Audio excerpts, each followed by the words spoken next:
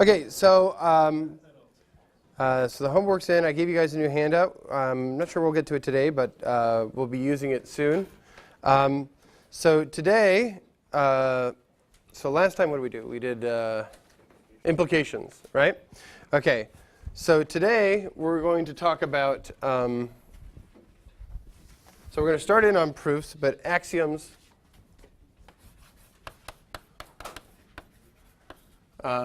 And proofs from axioms. I guess we're going to start. And we're going to start in on proofs. Okay. So the first thing I want to do is I want to clarify some things. So I'm going to use some things that I want to say. So there's some notation. So this is a nice shorthand. If I have several elements of a set, right? So if I do, so if I want to do something like this, so x, y, and z are elements of a set S. So this thing here, right? This is the same thing as saying, or if I do something like this, I'll do a quantifier for all x, y, z, an element of S. So this is a shorthand for the saying for all x an element of S, for all y an element of S, and for all z an element of S. And then you maybe have something down here. Okay? So when I write it like this, that's what it means. And the same thing goes for an existential quantifier. So you can do a shorthand like this. Okay, the other thing that I didn't say is that I didn't talk about biconditionals, right?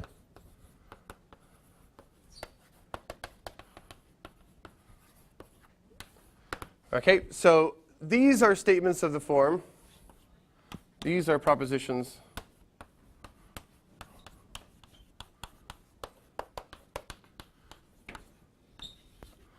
of the form P if and only if Q.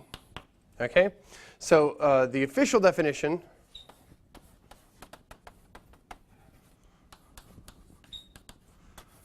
is that P if and only if Q is the same thing as P implies Q, and Q implies P.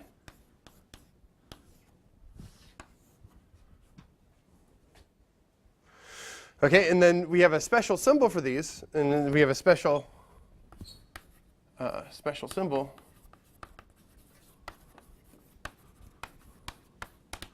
And it looks like this. We use that. So we have an arrow going both ways. Okay, and sometimes in words, we have a special word. I don't know if it's really a word, but we write it this thing here. So sometimes we'll write if and only if. So if you see someone write P IFF Q, it means if and only if, and it means P implies Q and Q implies P. So a remark is that all mathematical definitions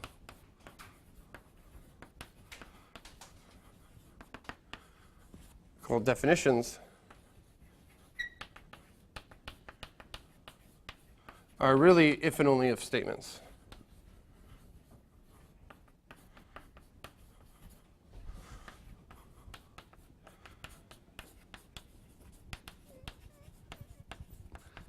Okay, so sometimes we make up. So sometimes we'll have a very long thing. So it's kind of weird, but like here we defined this symbol here, right, to be. Okay, we're using if and only if in this if and only if context, but we define this symbol here. So this symbol is an abbreviation for that. So like we use them interchangeably. Okay, so we'll have more definitions that'll come up. Okay, so now I want to talk about axioms. Okay, so we've been talking about the integers, and the integers are what are an example of a commutative ring. Am I? Okay, oh, this thing down. Oh, yeah. Okay, so the integers are an example of what we'll find out is called the commutative ring. Okay, and I want to give you the axioms of a commutative ring. Okay, so there's two binary operations, addition and multiplication. They behave in a certain way with the usual axioms, and then there's an additive identity and there's a multiplicative identity, 0 and 1. Okay, so there's a lot of axioms. So in order to get to commutative ring, I'm going to have to define some other things. Okay, and it's going to look weird at first. Yeah. Are these like the axioms that you learn in linear algebra, like vectors? Yeah. So that's an example of an axiom system, right? So vector spaces have an axioms as well, right? So they involve a thing called a field and a vector space. And a vector space is a group in particular. It's an abelian group, and it also has this operation called scalar multiplication. And you write down those axioms, and then from those axioms, the idea is that you use these things to prove other things. So you take those as assumptions, and then we have rules of inference where we go from these things that we assume to other things that we're interested in. So we try and prove things assuming this set of propositions. Okay? So I'm going to write down a first collection of propositions, okay? And then we'll go from there. Okay? So let me write down what a group is. Okay?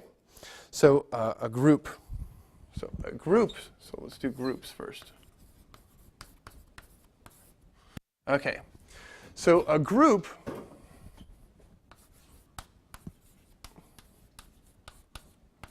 so this is a definition of a group, is a set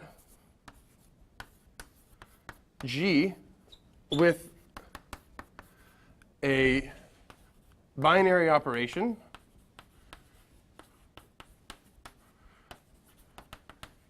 a binary operation star. So this is something, so you can take two elements of G and you can star them together to get a new element of G. Okay, so just like in the integers, you can add two elements of the integers together and you get a new integer. That's just a binary operation. You can also multiply two integers together to get a new integer. But the group thing will have a certain axiom. So this is a binary operation. And it'll stand for, it could either stand for, it can stand for a lot of things. Okay, so right now it's just an abstract symbol. Okay, with a special element, a special constant element,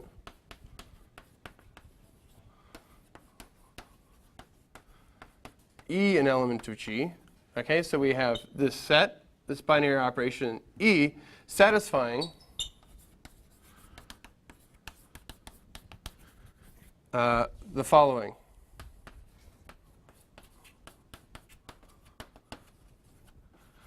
Axioms. So now I'm going to write down some propositions. And the propositions will involve the group. Okay? So the first axiom, okay, this is associativity. Okay? And I call it, so we call this group operation here, we sometimes call this group multiplication. And it says that for every G1, G2, and G3, an element of G. Okay, we're going to write down a formula now. It says that G1 times G2 times G3 is equal to G1 times G2 times G3. Okay, so that's what I did here. So yeah, so this is the parentheses that go with this formula here. And it's saying for every three elements of the group, it doesn't matter which order you multiply them in. Okay. The next axiom is about the identity.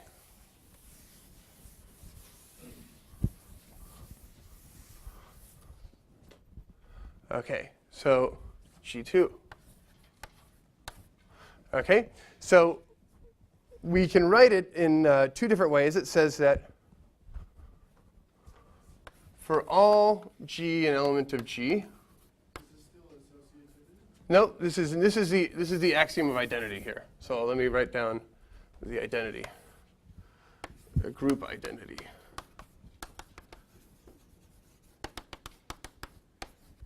Okay, so so it says that for every G an element of G, G times E is equal to G. Okay, and G, or E times G, is equal to G. Okay, so that we have this one here and we have this one here. So sometimes we can make this a short. So this is a formula here. It says that right multiplication gives the identity and left multiplication gives the identity. Sometimes we shorten this. We shorten these by just writing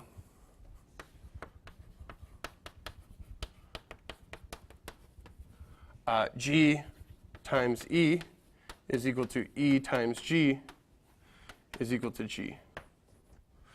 Okay, so sometimes you'll read it, it'll say for all G, and then it'll say this thing instead of this one and this one. Okay, does that make sense? Yeah. So G is an individual element of E?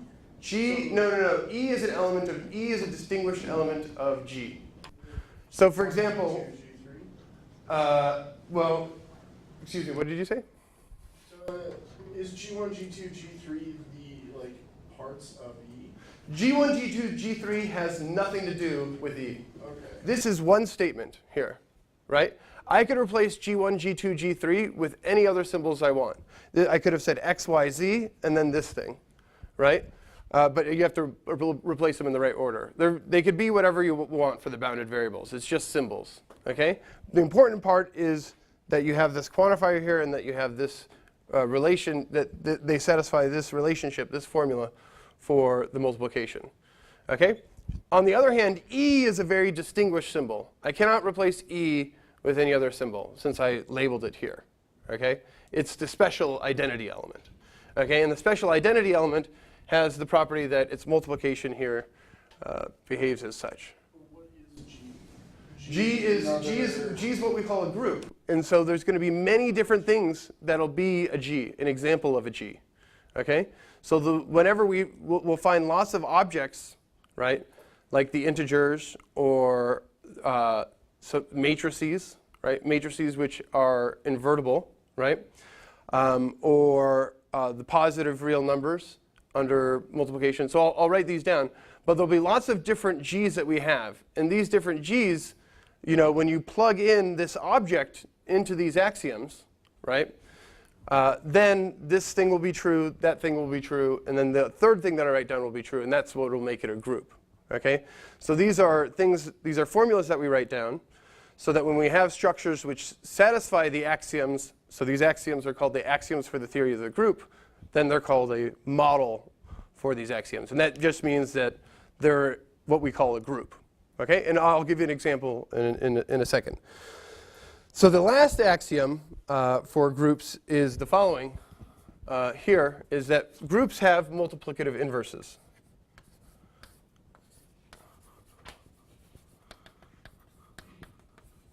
Okay, and again, I said the star, we call it multiplication, right? It's just a inverse under the operation. So this is saying that for every G in G, there exists an H in G, so this is some other group element, such that G times H, okay, is equal to H times G, or is equal to H times G, is equal to the identity. So this is the thing that there's kind of a thing that you can multiply one. For every G, there's a special guy, so that when you multiply them together, you get the identity back. Okay, so does that make sense? Does that mean that all groups are closed So, for example, Yeah. G1 star G2 always equals another set. Yeah. Element. So this is by saying that there's a binary operation on here. So what do I mean by binary operation? So that's a good question. That's a good point, right? So groups are always closed under their operation. So by a binary operation, so by a binary operation,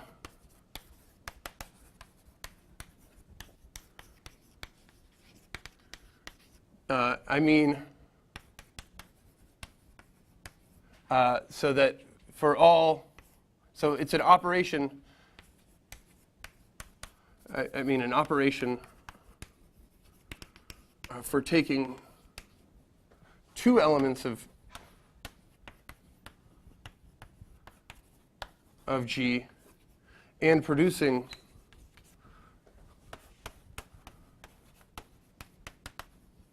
a new element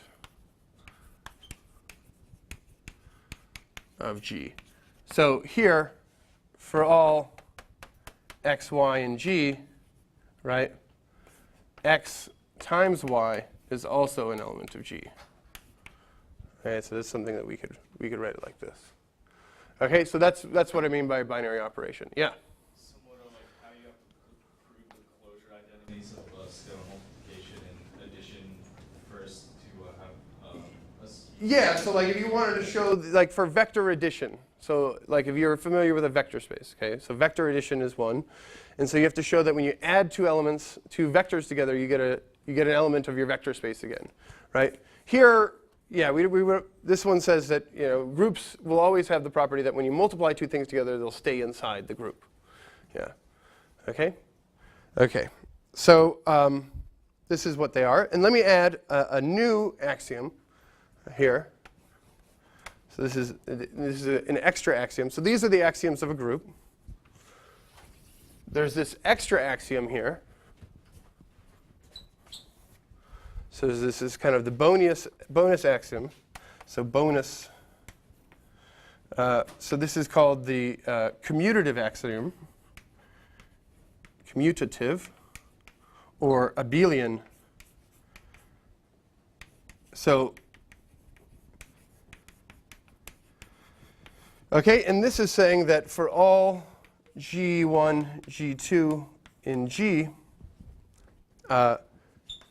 G1 times G2 is equal to G2 times G1. Okay, so that's what a commutative slash abelian. So this is okay. So let me say what I want to say here. So why is it called abelian? So there's a mathematician named Abel, and his groups always had this additional axiom. Okay, and commutative just means you can change the order. The order in which you do the multiplication matters. What if star isn't commutative? So, for example, like the cross product of vectors. So the cross product of vectors is a good example. So like the cross product of vectors, so that's not a group operation because there's no identity, right? So you can take two vectors, you can cross them, right? But what would be the identity vector? Is there a vector that you can cross with the vector to get back itself? For every other vector? No. So that's not a group. So the set of three-dimensional vectors under the cross product is not a vector space. So let me give you some examples of things that are vectors, or that are these. Okay. So first of all, so again, things. Let's say G's sets satisfying G1. G2, G3 are called groups.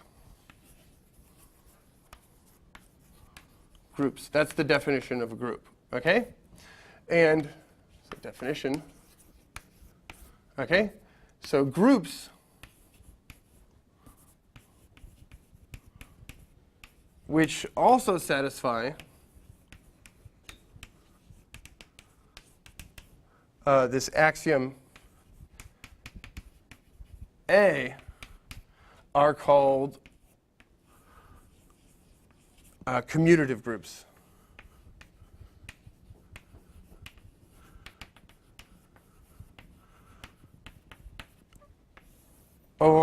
or you call them abelian groups.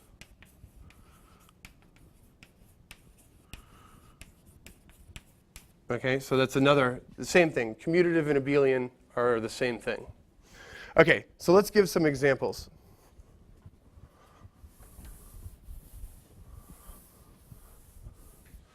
So here are some examples.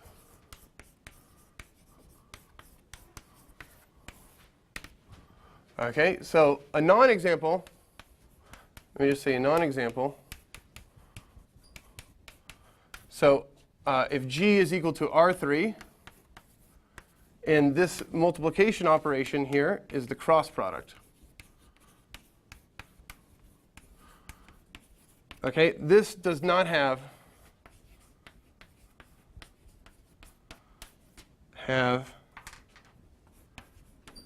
an identity element.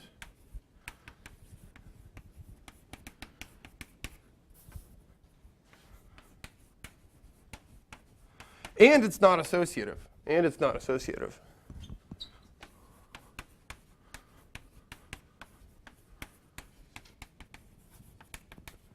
So like, if you, like I cross J cross J, right? If I have vectors like this is not equal to, so if I do this is not equal to I cross J cross J. Okay, so if you remember from Calc 3, I cross J is K, right? And J cross K is I, so this is minus I. And so let's see, sorry, I need to do it this way. So this one here. So anytime you take a vector and you cross it with itself, it's 0, right? So this thing is I cross 0, right? And this thing is 0. Okay, so this is a non-example. This is if this is the cross product operation, you know, between vectors in R3, then you don't have that.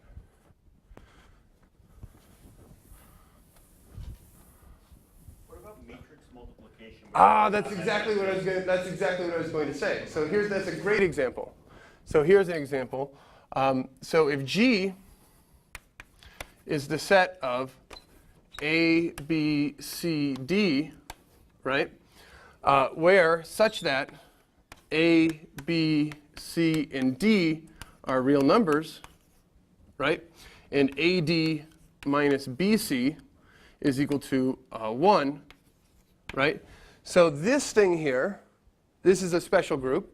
So this is an example of a group where here, this is the usual matrix multiplication.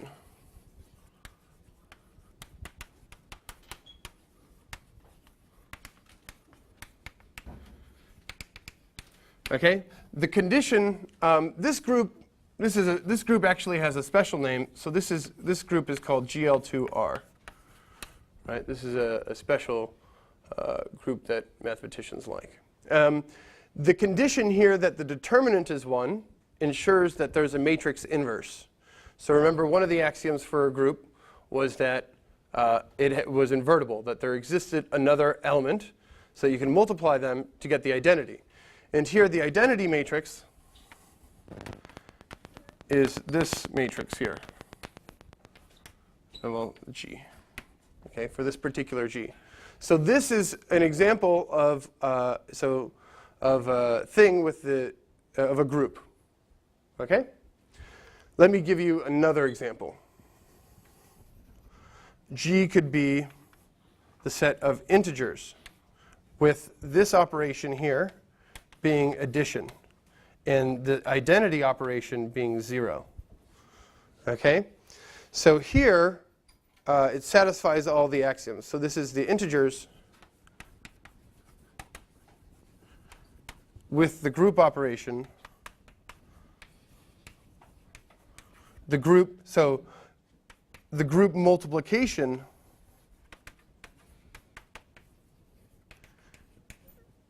being addition.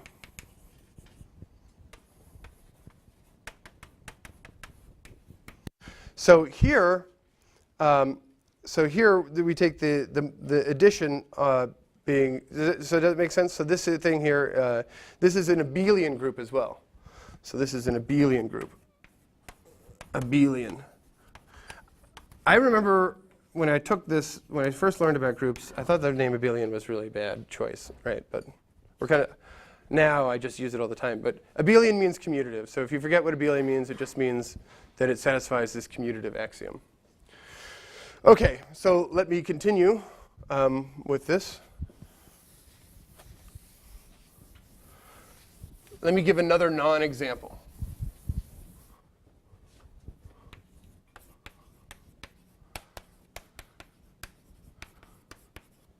OK, if we take G to be Z and this operation to being this thing, so this is the usual integer multiplication,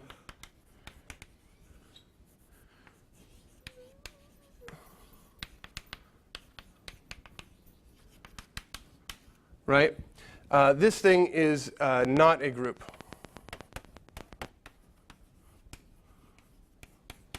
So there's no multiplicative inverses, right? Although 1 is in here, so E could be the identity here, right? There are not Z elements of Z do not have multiplicative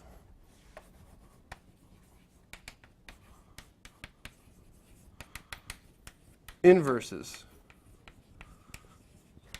in Z. So for example, the multiplicative inverse of 2 is a half, right? But you know, a half is not an element of the integers. It's an element of the rational numbers. OK?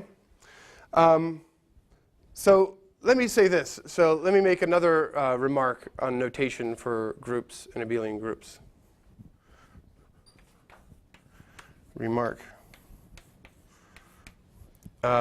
When working with abstract, when working with abstract abelian groups,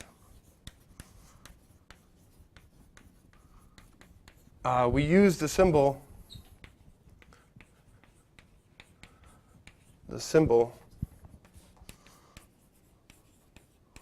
plus for the group operation.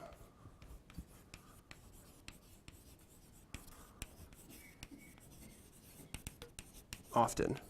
Okay, and it can get confusing sometimes because sometimes we have an abstract symbol for plus, and sometimes we have, you know, a concrete symbol for plus, right? Where we're trying to, you know, where sometimes they don't match up. And so let me give you, okay, so let me show you another example of an abelian group. Let me give you one more abelian group. So another example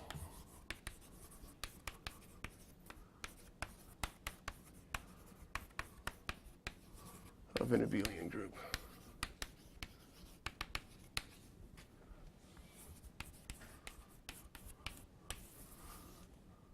Okay, so G could be here, R greater than 0. So this is the set of real numbers such that x is greater than 0. So on the number line, right, here's 0, right, and we're looking at, well, it's excluding this thing. We're looking at all these things, okay? So here, this operation here is just here, the usual multiplication. Also, this is an abelian group. So the identity here is 1, which is an element of R. Okay? And this is also an abelian group.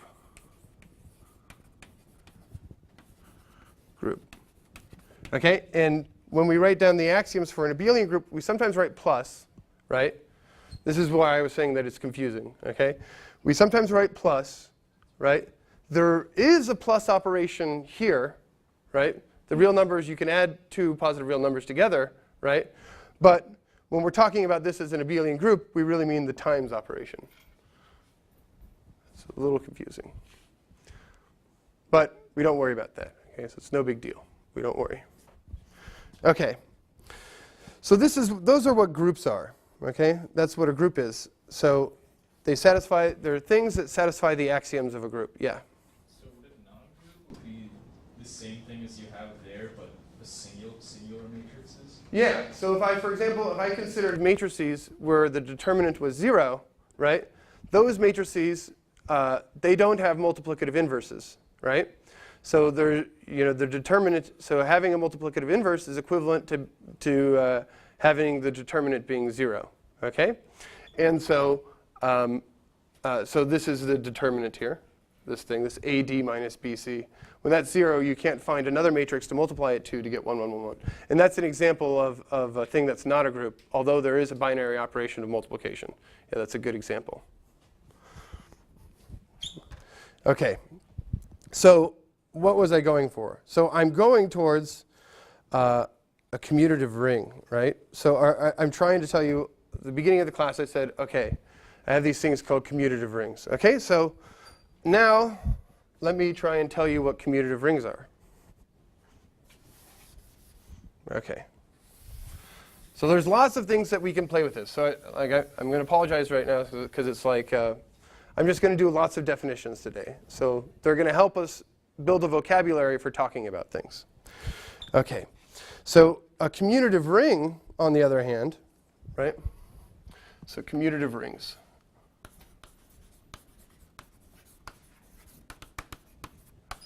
So now I'm going to write down the axioms for the theory of commutative rings. Okay? So a commutative ring, right? So definition. A commutative ring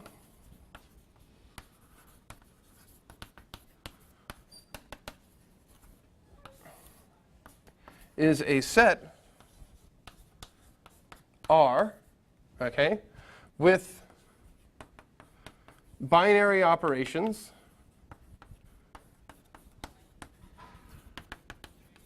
so we have two binary operations, this and we'll call this one here called addition and multiplication.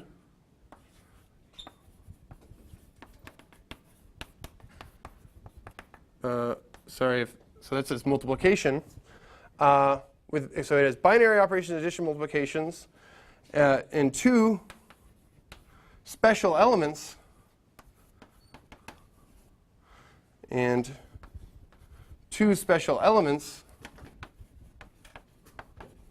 0 and 1. Okay, so these are special symbols satisfying the following axioms. So again, here, when we have addition and multiplication, when I'm saying that they're binary operations on here, this automatically means that it's closed under addition, meaning that when I take two elements of R and I plus them, it has to be an element of R. And I take two elements of R and I times them, it has to be an element of R. But now we're doing it abstractly, right? So we're just going to see what happens when we write down things in the abstract, okay? Satisfying the axioms, the following axioms, okay? First, the plus operation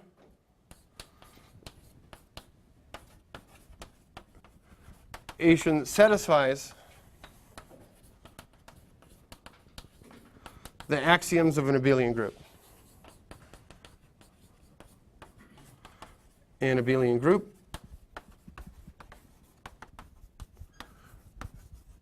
okay, and the plus operation has 0 as the identity, with the 0 as the additive identity. Okay? Next,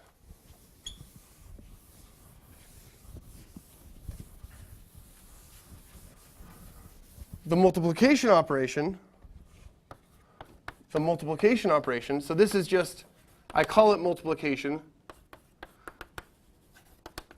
Okay, okay, so this is a group operation. We called it a group multiplication, okay? So we kind of have two multiplications. So don't dwell on that too much. Sometimes when we have an abelian group, okay, and we have an operation, we call it addition, okay?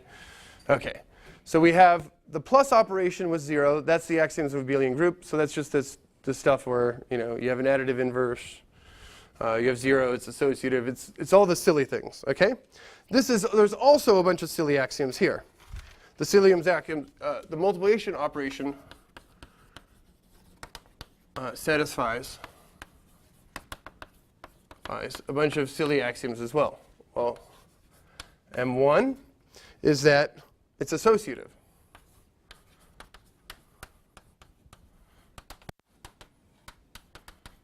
Okay, so it says that for all R, S, T, an element of R, we have R times S times T is equal to R times S times T. Okay? M2, the multiplicative identity.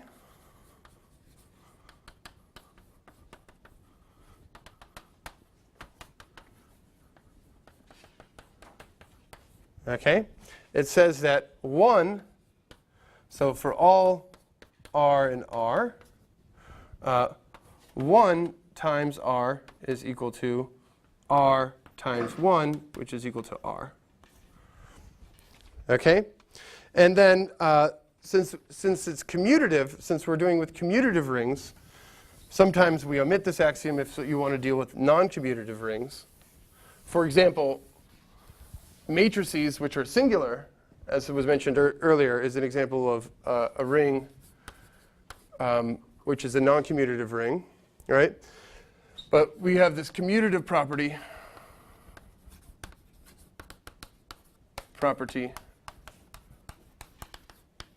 of multiplication.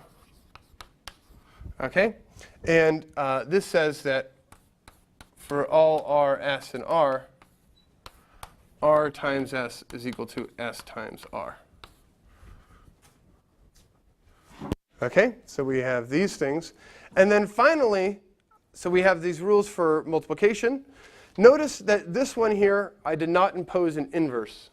So the multiplication operation is not a group operation because there's no multiplicative inverse. Okay? And so the last one is, so we also need to say how they interact. So this is the distributive property. Is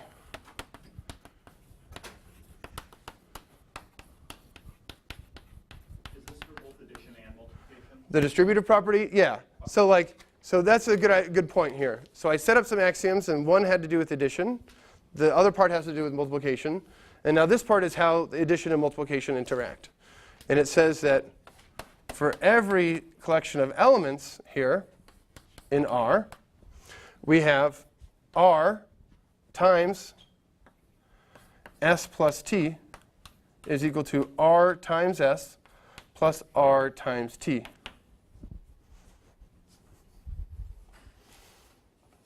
Okay. So there's certain things that we can get from this for free. So okay, now let me just say a commutative. So I already said it. Okay. So when they satisfy, so this was 4 axioms plus 3 axioms here plus this 1 axiom. So 4 plus 4 is 8 axioms. When you have these 8 axioms for addition, multiplication, the 2 identity operations, you get a commutative ring. Yeah. So for associativity, because it also would satisfy the commutative property of multiplication, would it be R times T times S? Yeah. So R times T times S. Yeah, exactly. So like you can move all of them around. Yeah. Okay. That's what it's saying. It's just saying it. And this is just okay. So really, I'm just writing down a bunch of rules that you're allowed to assume in order to prove things now. Okay. So let me give you an example of such rings. What are rings? So what are examples of rings? So examples. Okay, so we have these structures, okay, and things that satisfy these examples. So the integers, so if R is Z with the addition with plus and times being plus times and 0 and 1 being the usual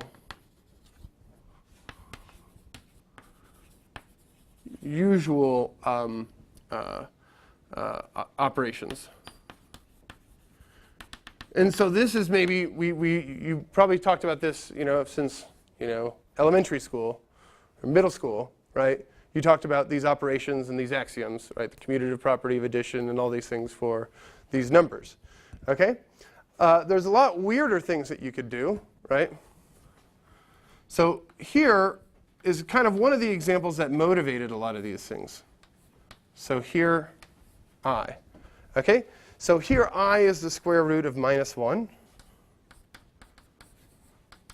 And this thing here is a subset of the complex numbers. So I defined this at the beginning of class, right? Subset. Okay? So this thing here, this guy here, this set is the collection of x plus I, y, where x and y are elements of the integers. So you're able to multiply two elements like this together to get an element back in here. And you're able to add them together to get back in here. There's additive inverses. And then there's 0 and 1 are also elements of here. Can't x and y be non-integers? They could be non-integers, but I'm just considering this subset. Okay. And these are what are called the Gaussian integers.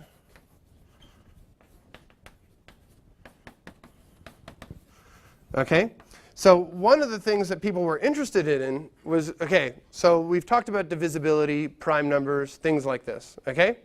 And part of the motivation for studying rings in the abstract was to understand properties of this ring, right? So this is something where I can try and factor numbers and see if making prime numbers makes sense here. But for example, like in this ring, you have weird things, like 2 is no longer a prime number, right? So let me show you something. So 2 is 1 plus I and 1 minus I, right, in this ring. So here we have, so this is 1 minus I squared. I squared is 1 minus 1. 1 minus a negative 1. So this is 2. So like here, let me just write it like this. So here, 2 is no longer a prime number. You can factor it in this ring. But one question you could ask is, does this thing satisfy something that's similar to the prime numbers, right? Is like, what rules does this thing have? Okay, this 1 plus I. Okay?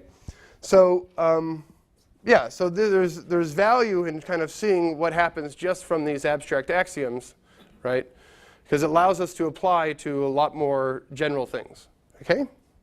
All right, any questions on this so far? Okay, so let's see, how am I doing on time? Where am I? Okay, so let's look at divisibility. And then I'm going to now talk about divisibility in a general context. Okay?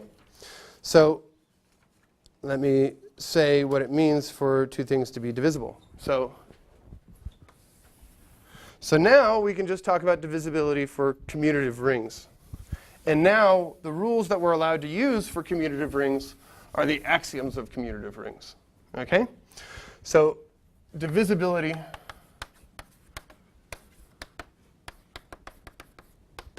in rings.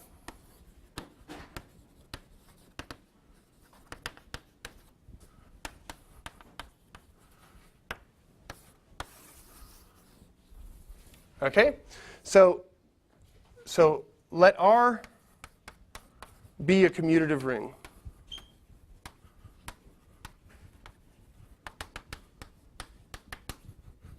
Okay? So here's a definition. For A, B, so we're going to let A and B be elements of our ring R. Okay?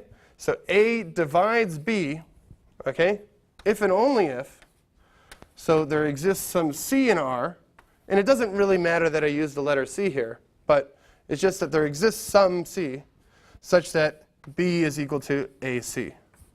So this is the definition. This is the definition of, so A divides B. Okay? And just using the rules for, so now we have this abstract ring, right? And this notion makes sense. Yeah? So is the R that's commutative ring, and then so AB are an element of that R? Yep. So that's totally unrelated to like the R that's all real numbers. It's unrelated to the R that's all real numbers. The R that's all real numbers is Blackboard R. Okay. Yeah, that's a good point. Yeah. So, yeah, so I guess, okay, I've got some time. So using the axioms, right, we can, using the axioms for a ring, we can just derive some properties now. So here's a theorem. Okay, so this is something that'll follow from the axioms of a commutative ring. So let R be a commutative ring. And I'm going to abbreviate it as com ring. Okay. Maybe eventually I'll just declare that all rings will be commutative in this class. But okay. So here are some properties that we're interested in. Okay. So here are some things that we can prove. One, for all A, B, C, and R, okay, if A divides B, then A divides B times C. Here's another property that we could try and show. We could try and show that if A, for all A, B, C, and R, well, if A divides B and B divides C, then A divides B plus C, the quantity B plus C. Okay? We can try and prove other properties. Wait, didn't you just say that C divides B, not B divides C? No, so here, so every time I make a statement like this, it doesn't matter what they get wiped. So it's like this thing here, the A, B, and C are only locally defined here, right? So here, I could replace A, B, and C with X, Y, and Z, right? X, Y. It doesn't matter what the symbols are. Y divides Z, then X, let's see, X divides Z, then X divides Y plus Z. So the fact that I'm using A, B, and C, since these are bound variables in this formula, it doesn't really matter, okay? So they can be replaced with anything. This is a statement about all elements of here, right? Not just, so you shouldn't think of a particular thing when you see this for all thing. It's saying an arbitrary collection. Does that make sense? Yes, but did you just change X divides Z from Y divides Z? I don't think so. Did I? It was B divides C. If A divides B and A divides C, then A divides B plus C. That's what I meant to say. Yeah, because before you had B divides C. Oh, okay. So that's not what I meant to say. Yeah, thank you. Yeah. Okay? This is what I meant to say. Okay. There's other ones too. So let me just write down two more, and then we'll talk about proving these in the next class. Okay? So if A divides B, so for all A, B, C, an element of R, if A divides B and B divides C, this implies A divides C. Maybe this is the one I wrote before? Okay, and here's another thing that we can try and prove. Last thing. Okay, 4. Okay, so if A divides B and, so for all A, B, C in R, right, I'm just going to write it in words now. If A divides B and A divides B plus C, then A divides C. Okay? So here are some things. Here's an example of a statement that we can derive just from the axioms and this definition. So the definition of divides, right? That's how we define the symbol for an arbitrary ring. Yeah? Those B plus C there, is that in parentheses or is that? It's in parentheses. Yeah. So division only makes sense for two elements. So you cannot, so if you had A divides B, that would return true or false. And you can't add an element of a ring to false. Yeah. All right. So we'll pick this up on Monday.